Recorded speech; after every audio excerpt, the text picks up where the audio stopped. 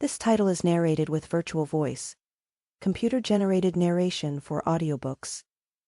How to Sing in a Strange Land by Shirle Perkins. Introduction. On May 13, 2023, my siblings and I laid our mother, Shirley Ann Garrett Waters LaShore, to rest. One of the saddest days of my life. As I sat in the sanctuary listening to Pastor Van Tony Welch deliver her eulogy, his tribute to her life and ministry in music here in her Alabama home resonated deeply. His sermon, titled How to Handle a Strange Land, drawn from Psalm 137, 1-6, captured the essence of her journey, one of faith, resilience, and strength found through song. For much of that day I moved through a fog of grief. Memories of her final days pressed in. How my siblings and I cared for her during hospice. How she offered feeble yet determined instructions on tending her home, preparing meals, and managing life's details. Even in weakness, her voice carried authority. Neighbors, church members, and friends came daily, drawn to her bedside.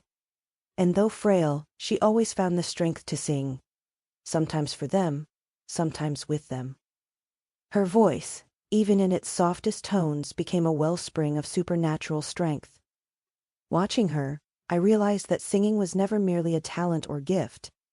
It was her anchor, her way of navigating both trials and joys.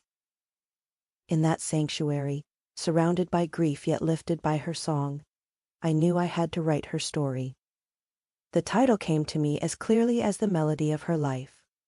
How to Sing in a Strange Land. From that moment I longed to know more, to uncover the rhythm of her days, the stories that shaped her, the lessons she left behind. I began searching through her ancestry, interviewing family members, and piecing together the history of her life. This book is my way of honoring her legacy. Pastor Welch reminded us, sometimes God allows strange places to make you better. As I reflect on those words, I see my mother's example, how she sang her way through every strange land.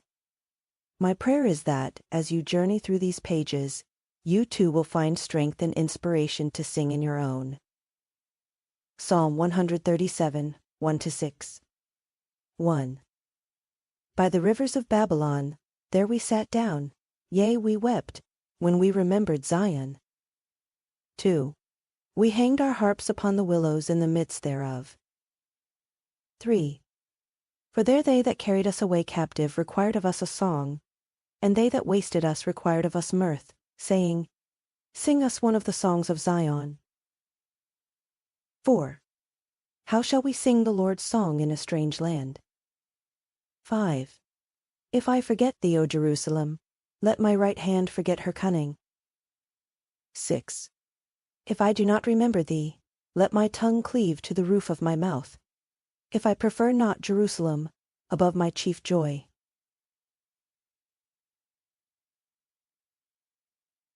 Chapter 1. Heritage, the root note of legacy. Every family begins with a story, and ours is no different. It is a story of love, resilience, and faith passed down through the generations. A story rooted in the strength of those who came before us. Our ancestors endured trials that tested their spirits and celebrated moments that shaped their lives and ours. At the heart of this heritage are the love stories of Harrison and Amy Mallory and Fletcher and Justina Garrett. Their lives, marked by courage and perseverance, laid the foundation for the generations that followed. These love stories remind us of the power of unity, the enduring strength of family, and the legacy of hope that continues to guide us today. The love story of Harrison and Amy Mallory. 1851 to 1877. Shirley's great-grandparents. Harrison Mallory was born in 1838 in Virginia, a land of fields and plantations where the shadows of slavery loomed large. Amy Calhoun entered the world in 1844 in South Carolina, the daughter of a people who were denied their freedom, but not their humanity.